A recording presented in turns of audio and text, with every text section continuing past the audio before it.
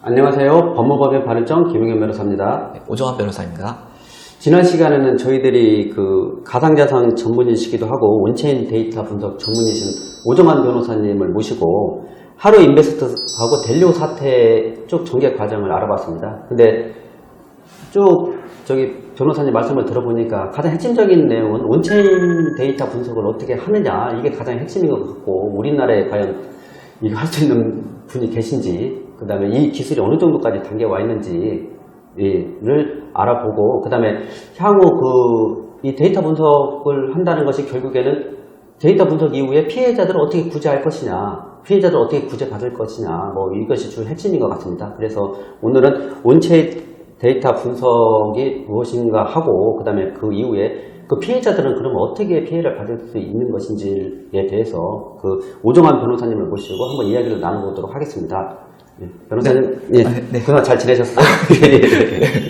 잘 지냈습니다. 제가 그 변호사님 덕분에 이 가상자산에 대해서 새로운 정보도 많이 얻고, 새로운 지식도 얻어서 어떻게 보면 제가 좀 젊어진 것 같아요. 지난 시간에 그 변호사님께서 그 온체인 데이터 분석에 대해서 좀 이렇게 말씀해 주셨잖아요. 근데 저는 이게 상당히 생소해서, 저희가 듣기로는 가상자산, 코인의 그 장점 중에 하나가 과거의 기록이 계속 남는다. 맞습니다. 이런 얘기는 들어봤거든요. 들어봤는데 그 과거의 기록이 말만 들었지 어떻게 남는 건지, 그다음에 이게 어디 보면 이게 볼 수가 있는 건지, 그런 게 상당히 상당히 여태까지 궁금했거든요. 그래서 오늘 그 부분에 대해서 좀 한번 설명 좀 부탁드리겠습니다. 알겠습니다. 이게 온체인 데이터를 이제 볼 수 있는 사실 툴은 굉장히 많은데요.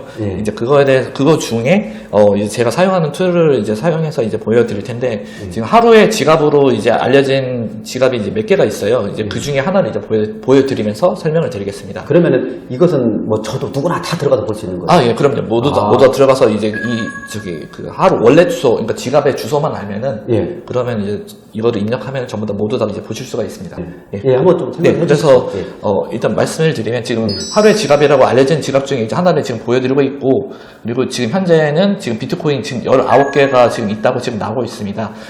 그리고 이제 가장 최근에 이제 트랜잭션, 그러니까 최근에 거래 내역을 보시면 이게 어제 날짜거든요. 어제 날짜로 이게 6일 전, 일주일 전이니까 한 6월 13일 정도로 지금 약간 추정이 되고, 그래서 6월 13일에도 여러 이제 거래가 이제 일어났었고, 그리고 이제 좀 더 이제 구체적인 이제 내역을 보시면, 지금 상당히 지금 트랜잭션이 엄청나게 많잖아요. 지금 주갑 주소도 거의 몇천 개, 몇만 개 수준으로 나오고, 그리고 이게 지금 초록색 선과 지금 빨간색 선이 있는데, 초록색 선이 아마 그 데포짓, 그러니까 입금되는 거를 이제 초록색으로 표시가 아마 되었을 거고, 그리고 빨간색이 아마 출금, 그 위드로우를 이제 빨간색으로 이제 표시가 이제 되어 있고요. 그래서 이렇게 이제 시각해서 보여주고 있고, 그리고 이거 각각에 대해서 이제 클릭을 하면은 이 각각의 이제 주소에 대해서 지금 얼마가 입금되고 나왔나, 약간 그것까지 추적을 할 수가 있습니다. 그런데 이제 이 거래라는 게 솔직히 일방향으로 한 번에 트랜잭션만 이루어지는 게 아니고, 이게 연쇄적으로 일어날 수도 있어서, 그래서 연쇄적으로 이제 그림도 이제 그려봐야 됩니다. 그래서 이제 연쇄적으로 그림이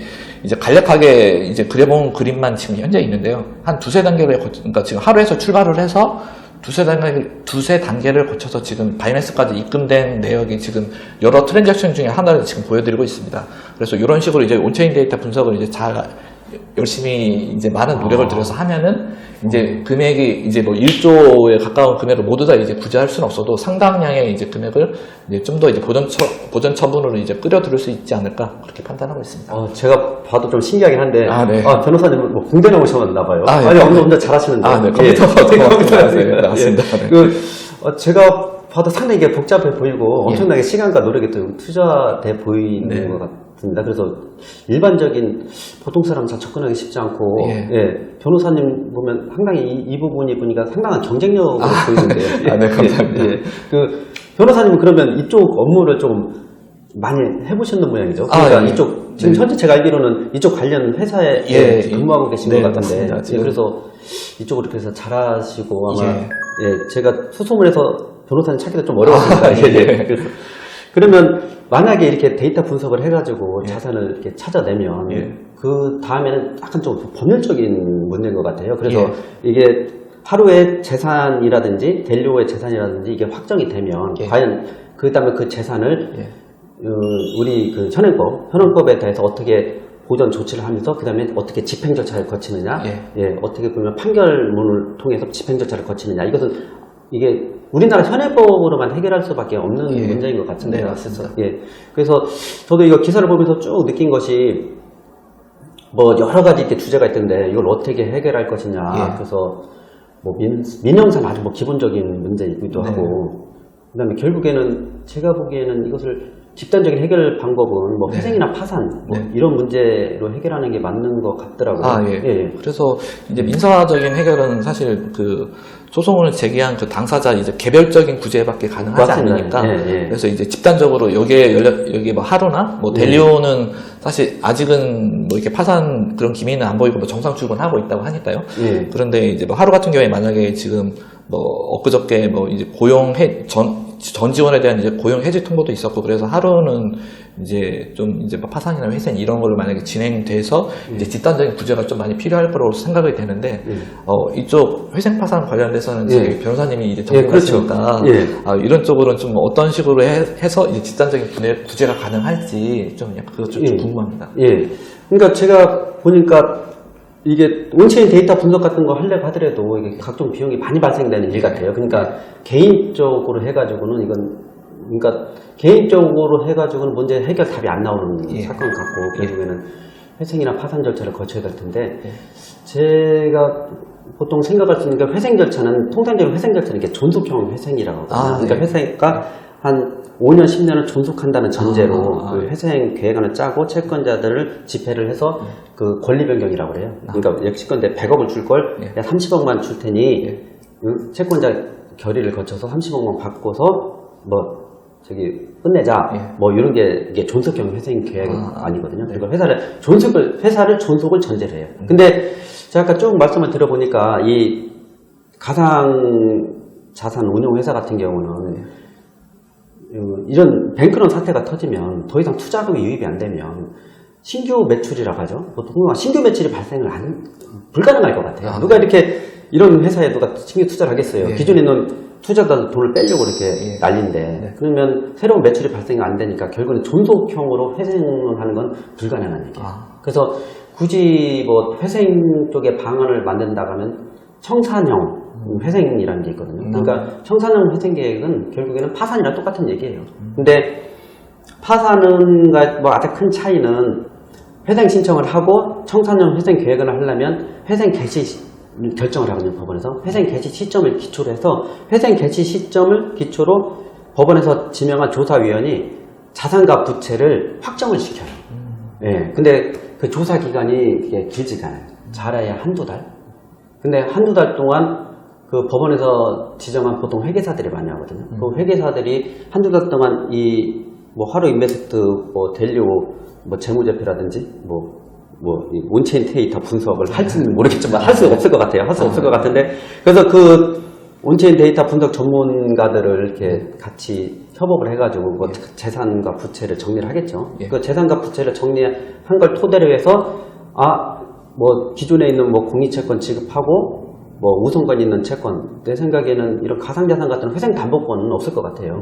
대부분은 다 회생 채권자로 범죄에 포함될 것 같은데, 그 회생 채권자들을 어떻게 배분할 것인지, 그런 회생 계획안을 짜서 채권자 집회 결의를 거치는데, 청산형 회생 계획안에 제 생각에는 그걸 진행할 때 가장 큰 단점이라고 볼 수 있는 것 중에 하나가 조사 기간이 짧고, 그 조사하는 조사위원회 전문성이 딸리게 되면 이 하루 같은 그 경영진이 말 그대로 이 재산을 아까 말씀하신 대로 계속 땄는데 연결되지 않은 지갑에 계속 이렇게 숨겨놨다고 하면 그걸 두 달 동안 못 찾았다.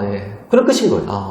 두 달 동안 못 찾으면 그 못 찾은 재산에 대해서는 더 이상 그 채권자들이 배당을 못 받고 권리 행사가 끝이니까 그것이 만약에 그런 온체인 데이터 분석이라든지 이런 역량이 충분하면 제 생각에는 청산형 회생도 뭐 가능할 수 있을 것 같아요.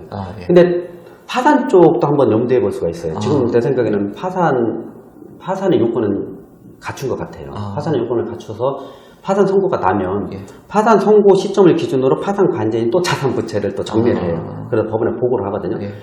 근데 파산은 어떤 절차를 거치냐면 파산 신청하고 파산 선고 나고 그 이후 절차가 더 길어요. 예. 회생은 조사 기간 한 2달 정도 조사하고 그 이후에 청산은 회생 계획안 짜고 집행하고 이 기간이 짧은데 파산은 파산 관제인이 시간을 오랫동안 갖고 뭐 1, 2년 뭐 심지어 3, 4년 시간을 갖고 계속 이 하루 인베스트 재산을 추적을 할 수가 있어요. 추적을 해서 계속 더 시간을 갖고 추적을 해서 재산이 들어오면 그걸 환가를 해서 채권자들에 배당할 수가 있죠.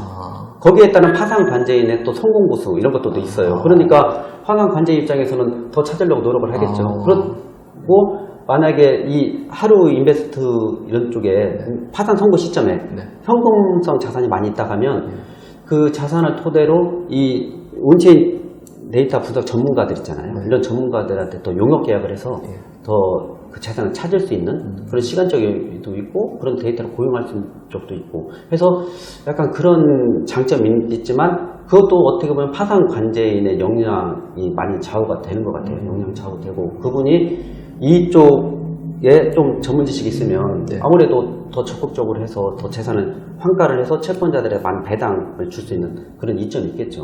예. 네. 그리고 뭐 가장 기초적으로 생각할 수 있는 것이 뭐 기본적인 형사겠죠. 뭐 형사, 뭐 네. 사기, 횡령, 배임 이런 고소하는 거겠죠. 그래서 그 주변에 뭐 가상 전문 변호사님이라고 하시는 분들 내가 쭉 들어보면 대부분 뭔 일 하나 이렇게 보면 대부분 그 코인 사기 당한 거 사기 고소 대리.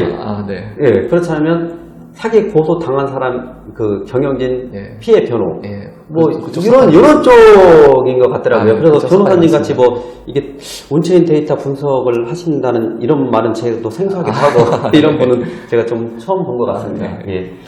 그 이외에 제가 말씀드린 거 이외에 네. 그 가상자산 전문 쪽으로 보셨을 때 만약에 이런 사태는 제 생각에는 계속 발생될 것 같아요. 예. 예, 이게 저는 대부분 요즘에 뭐 빗썸이라든지 뭐 큰 거래소 있잖아요. 예. 그런 얘기는 들어봤어도 뭐 하루 인베스트 되려고 이런 업체는 제가 처음 들어봐요. 예. 근데 제가 쭉 기사를 보면 이런 자산 운용사가 엄청 많을 것 같거든요. 예. 제가 보기엔. 국내에도 예. 이게 꽤 있고요. 예. 네. 그리고 해외에도 꽤 있고요. 예. 그러니까 이런 사태는 내 생각에는 지금 이 코인 가게 계속 하락하는 상황에서 예. 이런 사태는 계속 벌어질 것 같고 예. 이 하루나 데일리 사태를 통해 가지고 이런 사태가 벌어질 때마다 이것을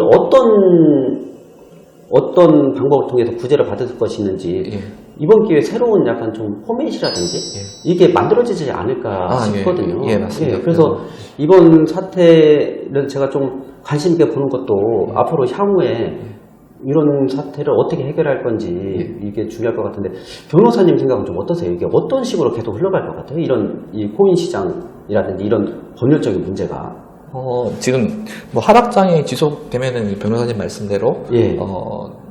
계속 좀 뭐 이런 좀 안 좋은 불미의 사태가 계속 좀 생길 수도 있을 것 같고요. 예.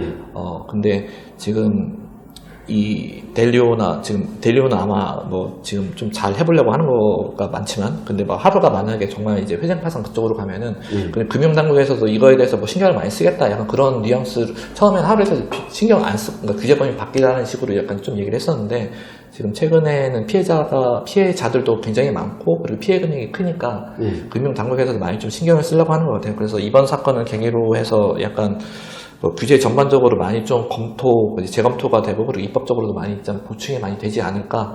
법 쪽에서도 이런 거에 대해서 이제 추가적으로 뭐 입법이 많이 필요하다 그런 논의가 많이 있어서 그렇죠. 그래서 이런 그 금융당국의 행정적인 측면에서나 아니면 국회 이런 쪽에서 입법적인 측면에서나 둘 다 양쪽에서 그 보완이 많이 있지 않을까 그렇게 생각합니다. 예, 저도 그럴 것 같습니다. 예, 그렇게 하지 않으면 저희들도 지금 약간 이게 혼란스러운 상황인데 이게 법으로 정리를 해주면 아주 좀 감명할 것 같긴 하고. 예, 그렇습니다. 네, 지금. 그래서 앞으로 변호사님 할 일이 많겠습니다.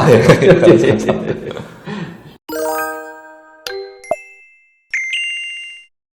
오늘은 가상 자산 전문이시고 온체인 데이터 분석 전문이신 오정환 변호사님 모시고서 그 온체인 데이터 분석하고 그다음에 제가 전문인 기업에 대한 기업 파산 통해서 어떻게 구제받을 것인지에 대한 주제로 한번 알아봤습니다. 앞으로도 그 법무법인 발을정 채널은 그 새로운 게스트를 많이 모시고 새로운 내용을 통해서 그 시청자 여러분께 많은 정보를 제공하도록 노력하겠습니다.